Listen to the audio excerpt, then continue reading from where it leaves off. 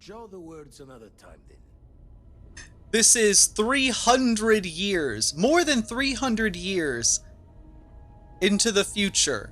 And that means to the developers, we should have a dark-skinned African man with the most stereotypical Russian name and accent, as if he's been possessed by a ghost from the fucking Cold War. Good luck out there. You are the newest member, yes? Do they often send you to check up on other, more senior members? They seriously think that over 300 years in the future, people are just going to be random ethnicities while maintaining the most stereotypical accents from other areas and also speaking in American English. What are you doing? This is the nightclub.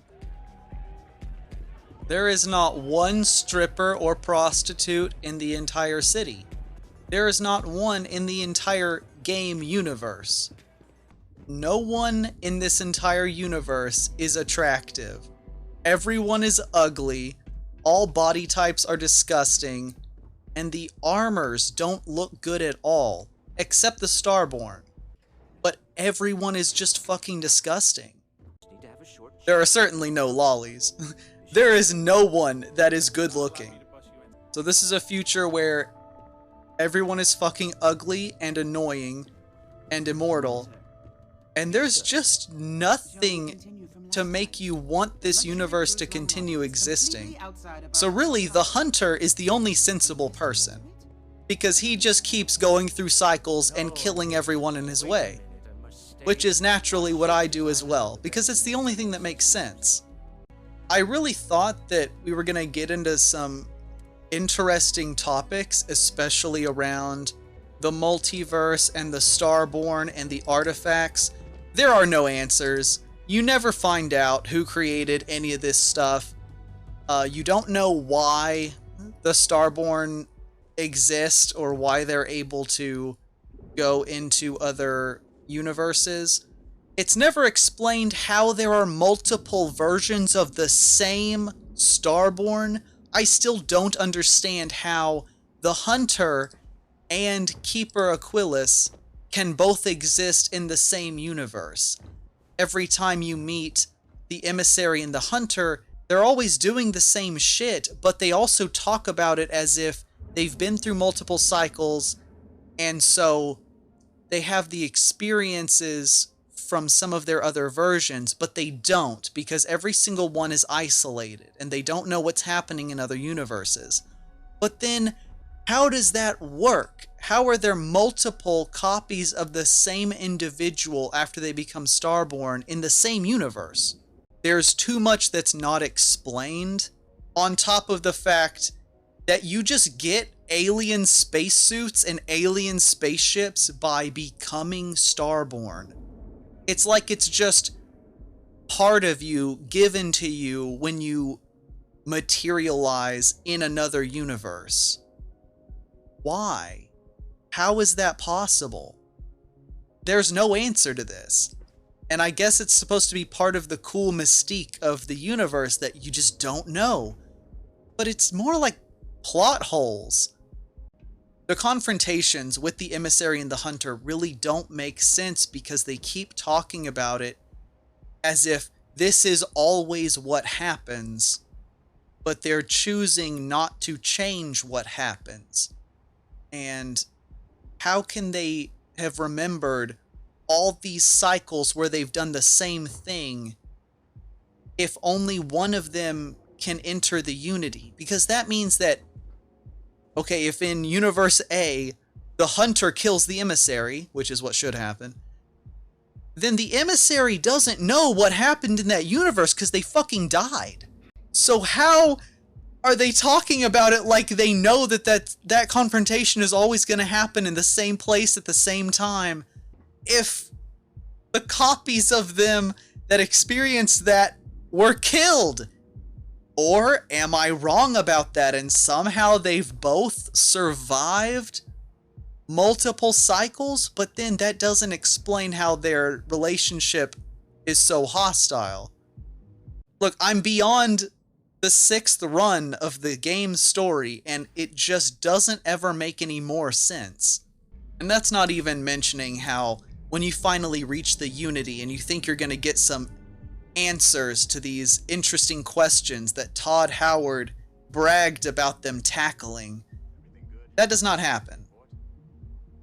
The entire plot and story is extremely tame and inoffensive. There's really no stance taken on anything, and there's no explanation for how things work or why. I understand that maybe part of the theme is that it's unknown. If this was the real world, why all this is happening or what the meaning of life is, you know, obviously it's better to leave that up to interpretation. But still, this is like advertised as really getting into these topics, and it does not. Instead, you learn that if you collect these artifacts made by mystery aliens that we never learn about, then you get spawned into every universe in the multiverse, and you get a special spacesuit and a spaceship from nowhere. And no one ever explains this. And that's it. The Starborn are like at war and killing each other to be the first to gather the artifacts to create the armillary. That's clear. But it's not really explained if only one person in the whole universe can reach the Unity. Because I don't think that makes sense. I don't think it should be that way. But then how does that work?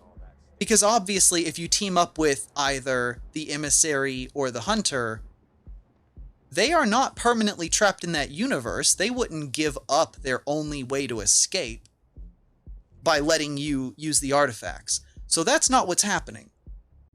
How do other people reach the Unity? If you collected all the artifacts, are they like the Dragon Balls, and after you use it to create the armillary, they just... I'm giving the writers ideas here, because this is not explained in the story at all. But if I was the writer trying to come up with an excuse, you could say they are like the Dragon Balls, and after they're used, then they vanish or they're spread across the universe, and somebody has to go gather them again. And then they can construct the Unity armillary again, and then more people can make their way to the Unity. Which, that last part, that other people can make their way there, is implied by the ending when you team up with the emissary, because at the Unity they say that the emissary guides the worthy to the Unity, basically following in your footsteps. But if only one person in the whole universe can ever do it, that wouldn't make sense. And I don't think that's a good idea anyway. I don't think it should be like that. But if it's not, if an unlimited number of people can gather the same artifacts and just keep using the armillary to reach the Unity, why do you have to kill each other for it?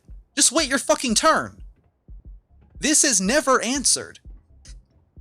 So, I really don't get it.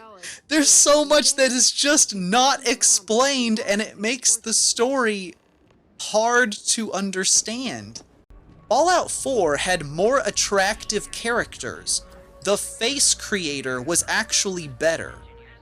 The faces I was able to make with the Fallout 4 character creator were more detailed and more realistic. I don't know why that is so. The bodies looked better in Fallout 4.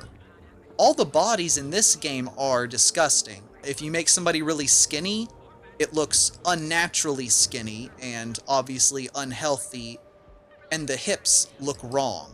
There's just problems with how the bodies are shaped.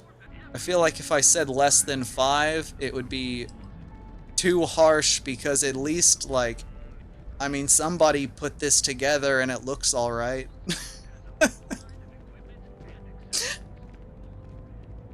At least you can slow down time and punch people, I guess. I don't know. It's not good, it's not fun, but it did drag me along, hoping that it would become more fun later for many, many hours. So maybe if you really like exploring barren wasteland planets, I don't know. I actually have no idea who this is for. This game is for people who are never gonna play it long enough to realize there's nothing in the game. I think that's it.